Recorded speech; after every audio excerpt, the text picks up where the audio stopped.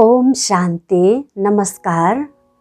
ब्रह्मा कुमारीज नेपालको प्रस्तुति राजयोग अन्तर्जगतको यात्रा विषयक यस विशेष नव श्रृङ्खलामा यहाँहरूलाई हार्दिक स्वागत गर्दछु। आजको श्रृङ्खलामा हामी परमपिता शिव परमात्माको दिव्य कर्तव्यको विषयमा चर्चा गर्नेछौँ। आध्यात्म प्रेमी महानुभावहरू, यस मानव सृष्टि विविधताले भरिएको एक विशाल नाटकशाला हो। यहाँ अभिनय गर्ने विभिन्न कलाकारहरूको महिमा र महानता उनीहरूले निर्वाह गर्ने भूमिका अर्थात् उनीहरूको कार्यको आधारमा नै हुन्छ। यसैको आधारमा उनीहरूको व्यक्तित्वको वर्णन गरिएको इतिहासका पानाहरूमा पाइन्छ। त्यस्तै प्रकारले यस सृष्टिका रचयिता र निर्देशक परम सत्ता परमात्माको पनि यस सृष्टि नाटकमा एक विशेष भूमिका रहन्छ। त्यसलाई परमात्माको दिव्य कर्तव्य भनिन्छ।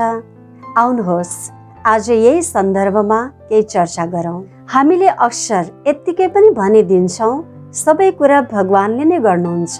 कसैको जीवनमा केही नराम्रो घटना घट्यो भने, केही अनिष्ट भयो भने, या प्रतिकूल परिस्थिति आउँदा, समस्याले घेरिदा, चुनौतीको सामना गर्नु पर्दा, प्राकृतिक विपत्ति आउँदा यी सबै भगवानले नै गर्नुभएको हो भन्ने ठानेर भगवान पनि कति निष्ठुरी, कति दया नभएको भगवान हुनुहुन्न रहेछ, भगवानले पनि यस्तो अन्याय गर्न नहुने जस्ता अभिव्यक्तिहरू व्यक्त गरिरहेका हुन्छौँ। तर यहाँ विचारणीय कुरा के छ भने, यदि भगवानले पनि कसैको नराम्रो गर्ने हो भने उहाँलाई भगवान, ईश्वर, दुःखहर्ता, सुखकर्ता, करुणा निधान, दयाको खानी कसले भन्थ्यो होला र? भगवानको एक झलक दर्शन पाउनका लागि यति मेहनत कसले गर्थ्यो होला र? हाम्रो जीवनमा आउने कुनै पनि समस्या, परिस्थिति, चुनौतीका लागि कहिले पनि भगवानलाई दोष दिनै मिल्दैन। आफ्नो सन्तानको लागि जसरी उनका माता-पिताले प्रेम, पालना, पोषण गर्नुहुन्छ, त्यसरी नै परमात्मा हामी सृष्टिका सबै आत्माहरूका आत्मिक माता-पिता हुनुहुन्छ। त्यसैले न परमात्माले कसैको अकल्याण गर्नुहुन्छ, न कसैको भाग्य नै खोज्नुहुन्छ। आध्यात्म प्रेमी महानुभावहरू, परमात्माले सम्पूर्ण सृष्टिको कल्याणार्थ एक श्रेष्ठतम कर्तव्य गर्नुहुन्छ।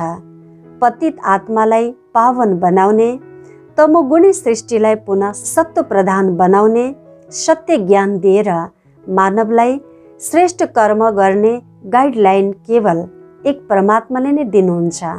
यही महान कर्तव्यका लागि परमात्मा यस धरतीमा अवतरित हुनुहुन्छ। अङ्ग्रेजीमा परमात्मालाई हामी गड भन्छौँ, जीओडी गड।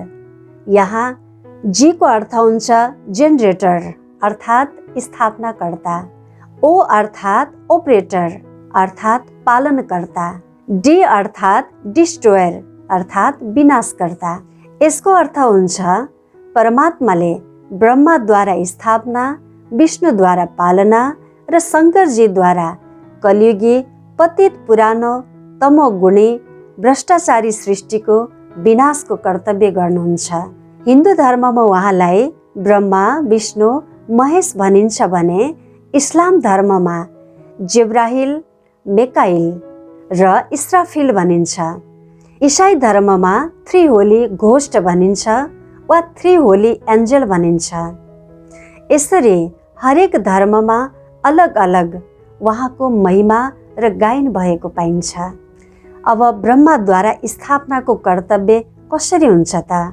आध्यात्म अनुरागीहरू, जब सृष्टिमा कलिको अन्त्य समयका लक्षणहरू देखा पर्दछन्, अर्थात् जब मानवहरूले पतित भ्रष्ट कर्म गर्न थाल्छन् र सृष्टि तमो प्रधान बन्दछ, चारैतर्फ पापाचार, दुराचार, चरित्रहीनता, अनैतिकता व्यापक हुन्छ, तब परमधाम निवासी सर्वधर्म मान्ने सर्व मानव आत्माहरूका एकै पिता ज्योतिष स्वरूप परमात्मा शिव यस कलिगी सृष्टिमा एक साधारण मानवीय तनमा अवतरण गर्नुहुन्छ र सम्पूर्ण मानव आत्माहरूको शुद्धिकरण गर्नुहुन्छ र सृष्टि रूपान्तरणको लागि ईश्वरीय ज्ञान र राजयोगको परम शिक्षा प्रदान गर्नुहुन्छ। जुन शरीरको आधार लिएर परमात्मा शिवले आफ्नो स्थापनाको कर्तव्य गर्नुहुन्छ, उहाँलाई एक अलौकिक नामले विभूषित गर्नुहुन्छ। त्यो नाम हो प्रजापिता ब्रह्मा।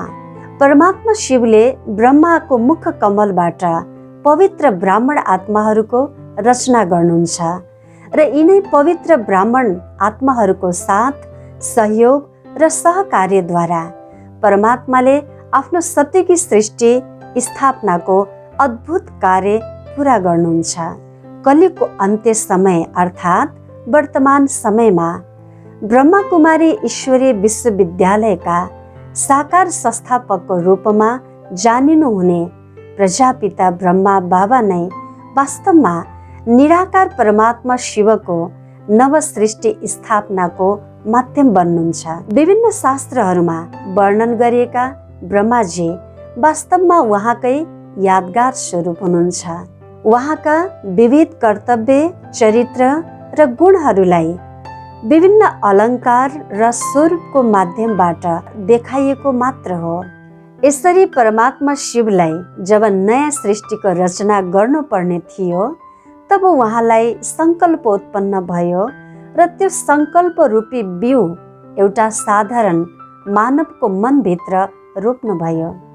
जब ब्रह्माजीमा परमात्मा शिवले त्यो सङ्कल्पको बीजारोपण गर्नुभयो, त्यति बेला संसारमा न देवताहरूको सृष्टि थियो न असुरहरूको नै। त्यति बेला संसारमा मानव सृष्टि थियो। त्यसैले उहाँ साधारण वृद्ध मनुष्यको शरीरमा परमात्मा शिव परकाया प्रवेश गर्नुभयो। त्यति बेला संसार एकदमै तमोप्रधान, पापाचारले युक्त, काम वासनामा लिप्त, क्रोध र अहङ्कारमा जलिरहेको थियो। परमात्माले त्यो विकार रूपी हिलोमा कमल पुष्पलाई फुलाउनु भयो। त्यस पश्चात परमात्माले सबै शास्त्रहरूको निचोड ब्रह्माजीलाई दिव्य गीताको ज्ञान सुनाउनु भयो। त्यो अभूतपूर्व दिव्य, महान र परम कर्तव्य वर्तमान समयमा सृष्टिमा चलिरहेको छ। आध्यात्म अनुरागी आत्माजन, परमात्माको अर्को परम कर्तव्य हो यस दुःखदायी पुरानो भ्रष्टाचारी सृष्टिको विनाश गर्नु।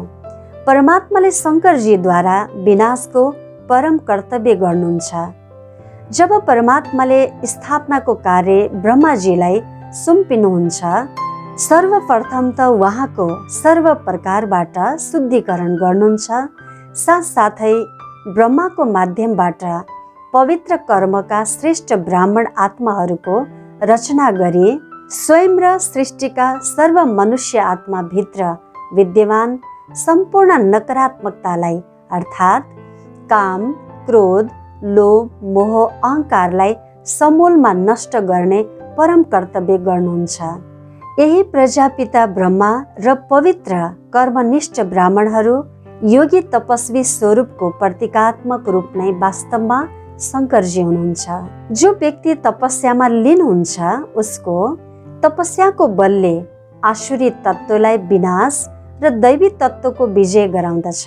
यहाँ अर्को विचारणीय कुरा के छ भने, हामीले अक्सर शिव र शङ्करलाई एउटै सत्ताका दुई नामले चिन्दछौँ, तर निराकार परम ज्योति स्वरूप परम पिता परमात्मा जो परम धाम निवासी हुनुहुन्छ, उहाँको नाम शिव हो।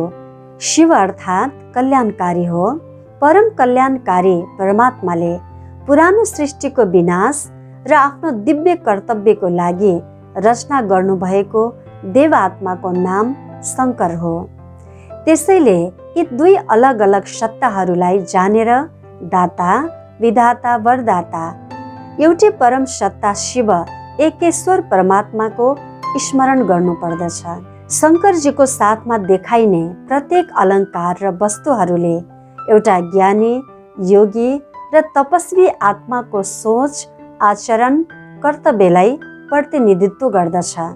यी कला, प्रीति र कौशलताले सुसम्पन्न तपस्वी आत्माका प्रतीकात्मक रूप शङ्करजीले ध्यान गर्नुभएको सत्ता अरू कोही नभएर निराकार परम ज्योति परमात्मा शिव नै हुनुहुन्छ।